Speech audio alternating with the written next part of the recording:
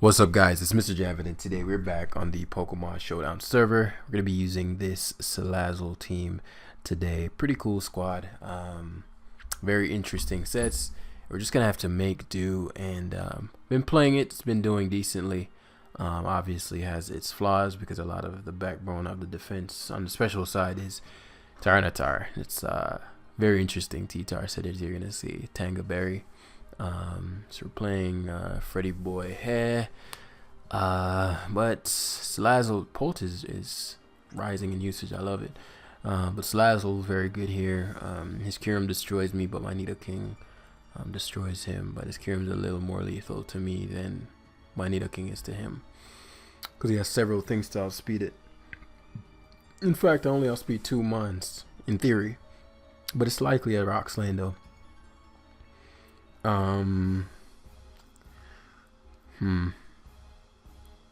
Spadef Corviknight would have gone in like no other in this game. But his Fizz different, so we gotta make do. I find I struggle with Corviknight, so I'll have to somehow get him to do some crazy stuff with his pecs.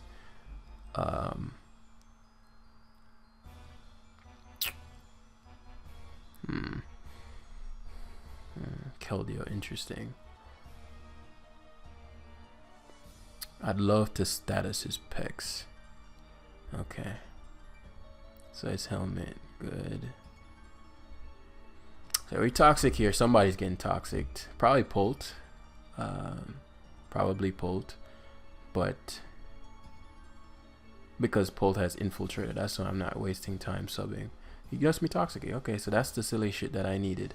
It's funny because if I subbed there, he would have been. If I subbed there, I would have been in a really good spot. Because you can see knockoff doesn't break the sub. But this allows for us to sub again. Sub here. He could go Polt here, which would be a very good play. But at the very least, I get to protect to see what he has in store for me. I don't have too many switch-ins that I'm confident in going into on this. So Pex is now toxic, which is his biggest protector versus Polt, unless it's a Spadef Corviknight. So here's the Polt, right? As I said, I'll just protect here to see what he does. He has darts. Interesting. I could see Kyurem coming in. I'm tempted to toxic, but the games I played prior, I've been playing the what's it called very sloppily, and I didn't enjoy that. Playing Salazzle, it died to maybe 2-3 Dragapults, one Urshifu, because I protected and forgot that it has protective pads, and so sucks that Bulu has to potentially, come in on a Scald here. Hydro Pump would have done no damage, nothing damage wise, nothing. But I wonder how comfortable he's gonna be. Kyurem here. So Corviknight is the mon of choice, which I figured would be. It made the most sense. But my issue here is I want rocks up bad. But maybe he doesn't have. So he only maybe he doesn't have Brave Bird, which is good news.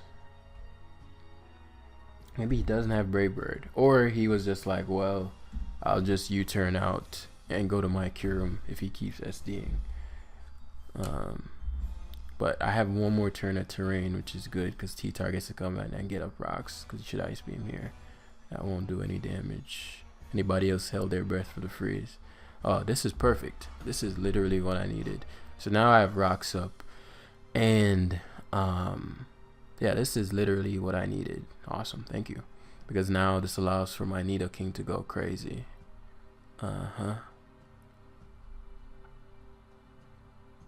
You wouldn't go Polt here. Polt here doesn't make sense.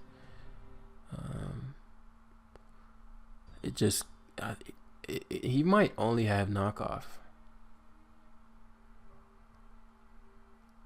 Me toxic again. Let's see if he has Scald. Yeah, he only has knockoff. Okay, so now I go Nidoking here because no way he not recovers here. Yeah, and so this is the position I wanted. So now I can earth power. I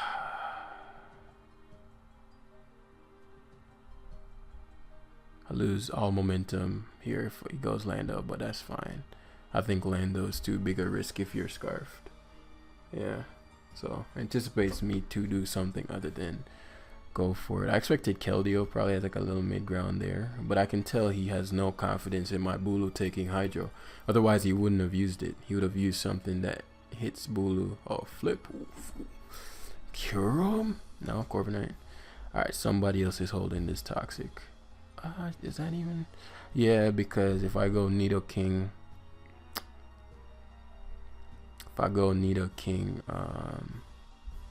other two people are holding this Toxic because he's probably going to go to D-Knight. He actually leaves the Corviknight in. So now for sure, Polt is just going to ravage my opponent. He has nothing left to guard. To guard against anything, really. Yeah. This is my best play. Yes.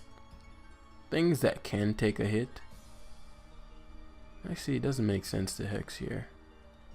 So I don't think it'll kill.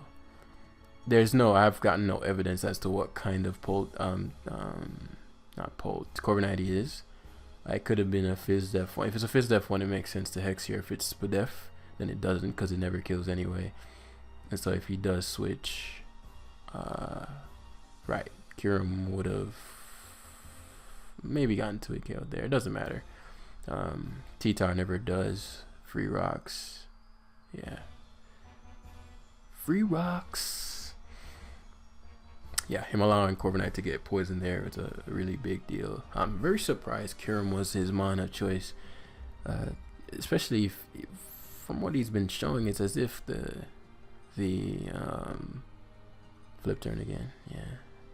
The Corviknight is now poisoned though, so that doesn't really work. Does have Brave Bird, but now I can be more raw with Nidoking. He's definitely gonna just give up this now, but I have something to guard against everything he can go to. If he goes to Kyurem, I just start dropping hot ones. Hot ones are what are referred to as Draco Meteors. What's Corviknight's purpose here? Yeah, I'll still sack Tar. You can have it. Nice beam. Yeah. You can have it. As much as I've liked to have rocks up there, I think at this point in the game, Hex did 38. Like Shadow Ball should do minimum 43. Like, come on.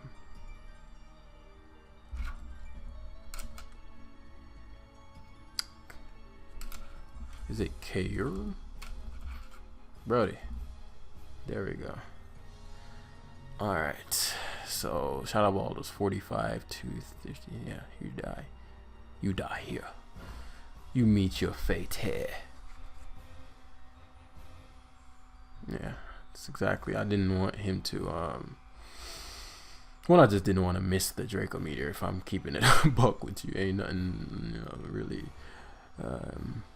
unique about it. I just didn't want to miss. So Nidoking, I suppose I could have sacked Nidoking instead of Kyurem. Actually U-turn. So back comes the Kyurem. It's just interesting that he U-turned in a position like that, because like he doesn't have enough sacks. Here I'm tempted to Draco because that Lando could be scarfed. I believe Landers that are choice scarf die to Draco every time. Yeah, minimum. Let me see if a scarf U-turn. Then I'm gonna leave it up to a speed tie, which I don't want to do. Yeah, decided to just Shadow Ball. If he did go to Landorus, likelihood is that he's gonna go for knockoff or Earthquake, which would give me the free switch into Corviknight. But even if he didn't, they're outs for it, you know. And at this point, he's showing darts. Actually, he's Fizz. I just realized he's Fizz. Underwave, huh? Darts, Fizz, Hex. Huh. He's probably adamant then. Okay. Yeah.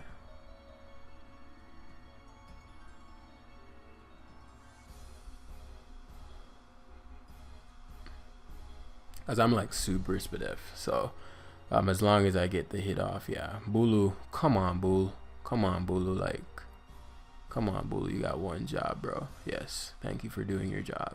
Now do it again for me, please. Thank you. Thank you. And so now, what would be the worst case scenario here? A bunch of paras. Yeah, I just go hard pull here. If he's choiced in any manner, yeah, I knew he'd have something like this. But there's so little likelihood that he can pull this through. But like me missing and a bunch of paras, and you know, if it can happen, it will, bros. So I don't want him to be dual dance, no rocks. I'm gonna go for broke. Yeah. I didn't feel like playing around. I didn't mean to not say GG back. I didn't see it. GG, my bro. Which is super interesting that he was that set. He could have been just SD with rocks. But it's surprising that he was SD. Though I guess not really. The way he was playing implied it, but he might not have even been a speed boosting nature, so my Polt would likely have beaten him. Alright, another really cool team. Actually, I thought this was Hell, but this is just like Hell Aurora Veil, like offense type of shit. But yeah,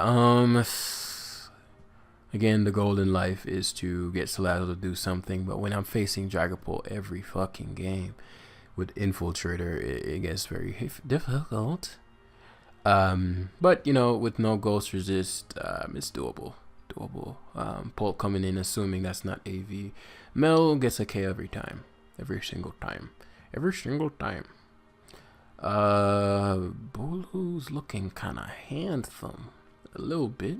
And then T-Tar to shut down the Ninetales and Polt combination, and to deter Lele from using his pesky moves. So Nidoking, Polt, certainly our biggest hitters here. And on his end, Lele for sure. Okay, I know what I must do. Polt would make sense as a lead. I know what I must do. You know, because of my lack of narrations lately, I find that I'm going into the games and not explaining thoroughly what I just discovered. But basically, guys, what I'm aiming to do in this one is to keep everything at bay with Corviknight plus Tyranitar, until I can get my Dragapult into great positions. I haven't seen a Sash Chomp in a long time. He very confidently went to Tornadus, which implies that he's confident he can hit me super effectively. Tyranitar, as I said, is going to be very important. But Salazzle here would give me a toxic. If it's not versus Torn, what am I gonna toxic Vit versus Salazzle? So I'm actually gonna go to it here. It's a tough miss there. It's a very tough one. I'm not being sarcastic. Like, it's a big miss. I don't think he'd be doing 75 to me. Let me think. I need to go Polt on a U-turn anyway. So Chomp comes in.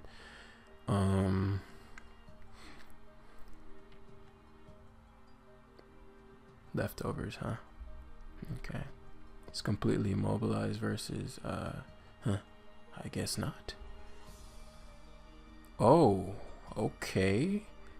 Okay. You got me, bro. He really got me. He really got the hell out of me. Okay. So let's sack Salazzle here. And it's funny because I was going to just toxic his Chomp too.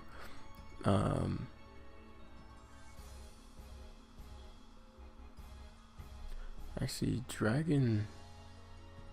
I mean, not Dragon Fang. What's that move called? Scale shot here. Damn, I wanted to keep Bulu. So if I sack this, then I get to go to Polt and Draco for free. That time you'll know I have to Draco. Yeah. Okay, it's fine. EQs though, which is better for me. Maybe he doesn't have scale shot. Because to me there, you never not scale shot. So let me run the calc. Specs Hex versus Garchomp. I doubt it kills. Garchomp, oh, you Swords Dance. Hex. Oh, maybe it does with the status. Poisoned. Hex is doing 85 to 100. Okay.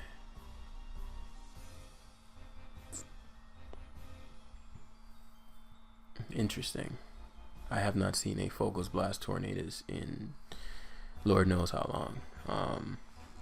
So he has a lot of interesting sets that are messing me up. The game is far from over, obviously, but I now have to play very, very, very intelligently. Because now, probably just U-turn here, which is fine. He actually does Focus Blast again. Surprised.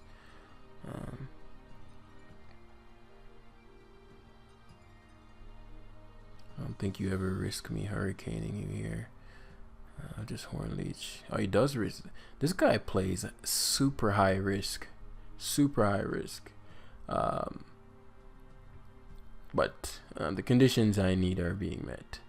I still pretty easily sweep with Polt. It all depends on what metal this is.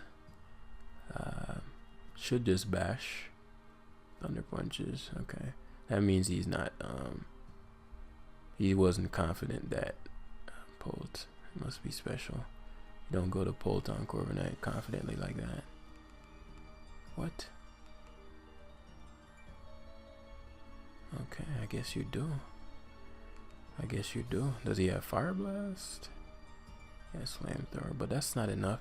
Is my opponent just like doesn't know how this works? Is that what's going on? Brave Bird on his second DD or Phantom Force. He does Flamethrower again. He's not Life Orb though. He just hit me that he's not Life Orb. I wonder what his item is then. Okay. That blows. I wonder what his item is. Did he take rocks? Probably boots. And that Brave Bird did a lot less than I expected.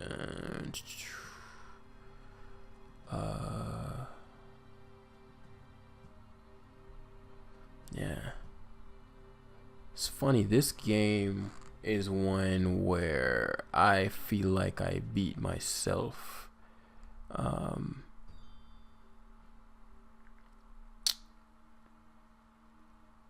It's very interesting. Now it's not over, but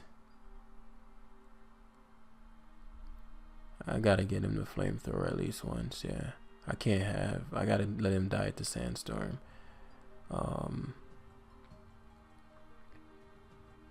Even then I don't win, because Corv needs to be at full. Man, if I just stayed in with my Corviknight versus his Dragapult, well, I just call it a bluff. I mean, right. But maybe he'll go for, yeah, like you should never not Flamethrower there. And so now Melmetal wins. But nah, that was one of those games where I think I beat myself. There were several times where I could have gotten more momentum and sort of nabbed just straight up KOs that I didn't. Like switching Salazzle out, that wasn't necessary because we just tried to sack it to the Tornadus anyway. So switching it out versus the Chomp, no way in hell the Chomp was EQ in there. Even if it did, the point was to Toxicate. So then I let the Chomp eat down on my team with Bulu, sloppily played. I deserve to lose that one 100%, but I deserve to win this one. So that's what we're gonna do. I feel like we play this game every live, and it's like a game of Let's guess what the Corviknight is. That's the name of this game. Because I have Sandstorm. Well, that matters versus the Cloister and the Poltergeist, but not versus the Amistar. The Amistar is the slowest of the bunch. And I'm saying that because they tend to shell smash. So this one is not Rocky Helmet. So what I'm talking about? Like, this one is different from the rest. You're not like the others. Yeah, I'm probably staring down eject button Espeon here, but I want a Sludge Wave bad here, but it's all good, bro. He does go SP instead. Isn't this supposed to be eject button? What the hell is going on? This is not what I signed up for. So Bulu is mad good here. CMs should switch. Yeah, he has the yawn. I don't know. Oh boy, here we go. Here we go. Thing is, he is slower than me, but the grassy terrain is gonna help him. So like, him shell smashing here actually helps me because it makes sure grassy terrain brings him down to sash. But no, Corviknight always lives a hit from this. Yeah. So he sacked Tar, which sucks because Tar's our rocker, but Tar might not even die. Yeah, it doesn't. And so that means that this Cloister will eventually die someday. Is it possible for me to get up rocks this game? Because his Amistar is still a huge deal, and his really like that Amistar could sweep me by itself. Isn't it funny how not over this game is? Him yawning with his Espeon there was very, very clutch. When I didn't see the eject button, I figured, okay, this one isn't the yawn. So I'm always learning about this team, which I think is funny. Yeah, I'll go Salazzle. I should take a spear. I should live and be able to protect and, you know, all that goofy stuff. And so terrain is over, which gives me some wiggle room, right?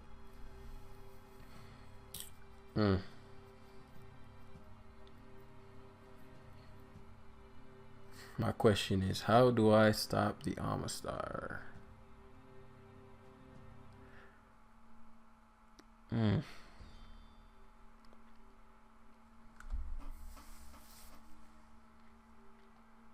Yeah, that yawn was very good.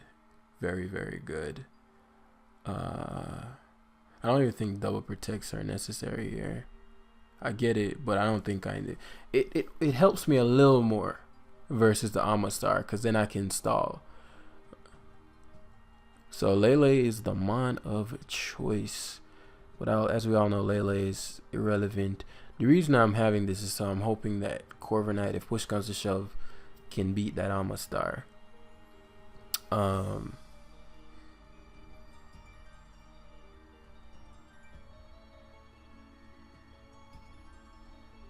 Yeah, I don't have any leftovers on Tar, nothing. Like, Bulu is the key here. But he's sleeping. Sleep. You sleep, Bulu. Sleep, Bulu. Okay.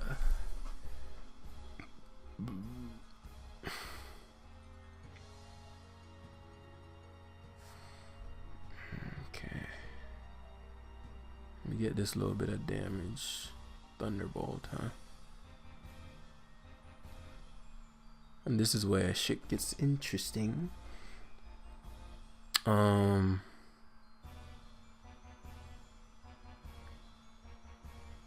I don't think there's any way I get Stealth Rocks up. And I want the sand so that if the Poltergeist tries to shell smash, I've never seen that thing do anything. It's always died. But on the off chance that's the case, I could see him shadow balling back to prevent Amistar from doing anything, but I'll just do the same thing with Nidoking. Okay, so yeah. Oh, Giga Drain. Oh no. No.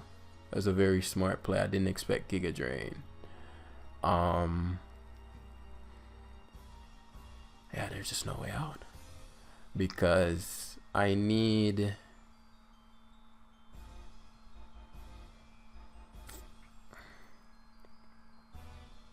There's just no way out. I'm pretty sure Corv can take one. But I need Almastar to... I need Corv to be at full.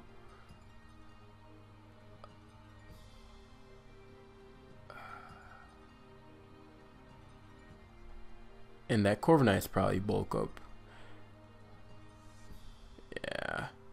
Yeah, I'll just give him his due. You win, bro. You win.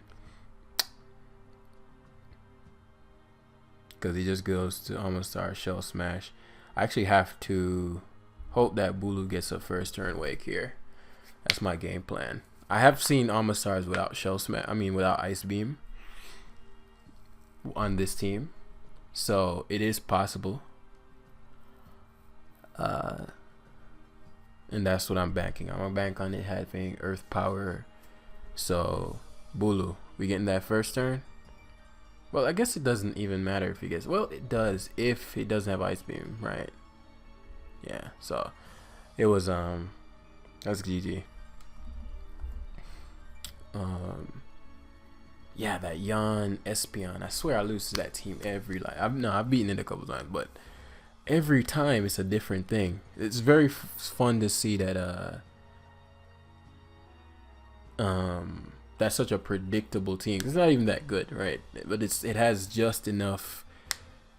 It has just enough cheese to get by, and so no matter what team I'm using, you know, obviously the Yan there was huge, because otherwise I'm pretty sure it was almost impossible for him to win, because then T-Tar would have never taken any damage, and so I would have been able to get up Stealth Rocks, and once I did that, the game was over. Even if I didn't get up Stealth Rocks, T-Tar can take a hit from Smash Almastar and from Smashed the Teapot. Yeah. But yeah, it's gonna be... Thanks, bro.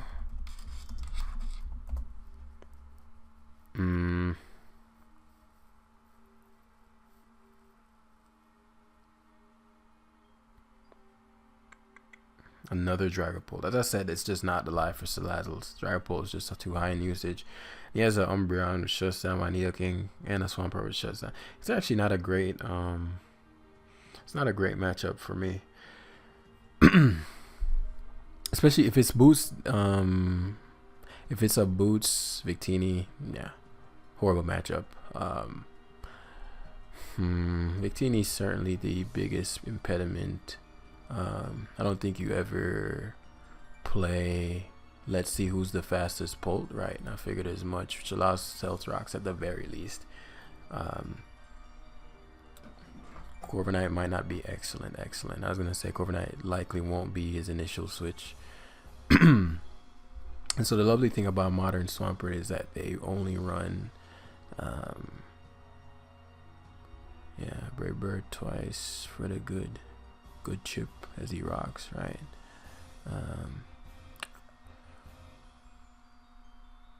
It goes hard Vic, and so it is heavy duty boots. Not fun. Salazzle is so important though. Do I want to risk it here? I mean, he's probably thinking V-Create is free as hell, which it technically is to some extent. I like Gyropole here because it lures out the Umbreon on rocks and U-turns. If I can do enough of those, Nidoking becomes a problem again. Salazzle here takes a beating. T-Tar is my protector versus that Polt. If he U-turns out here, I gotta go Tar. It's not time for Salazzle yet. Yeah. At least I get some sandstorm damage, right?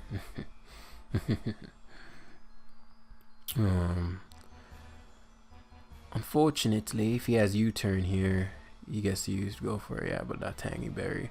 I was tempted to Fire Blast here, but it's not doing shit to Corviknight. Who are we kidding? So I'll just use the Rock Blast damage. Excellent, which forces the Roost. Good defog. He U-turns. Disagree. That opens up my my Bulu. My Bulu is actually now a very real concern for him, because Bulu matches up well versus Rillaboom, whereas Rillaboom doesn't always match up well versus the Bulu. Like, U-turn is the only neutral move Rillaboom has versus Bulu.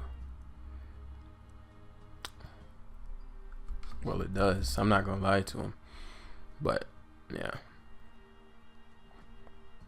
I mean, I don't think Swampert is the play anyway. You always go Pult here.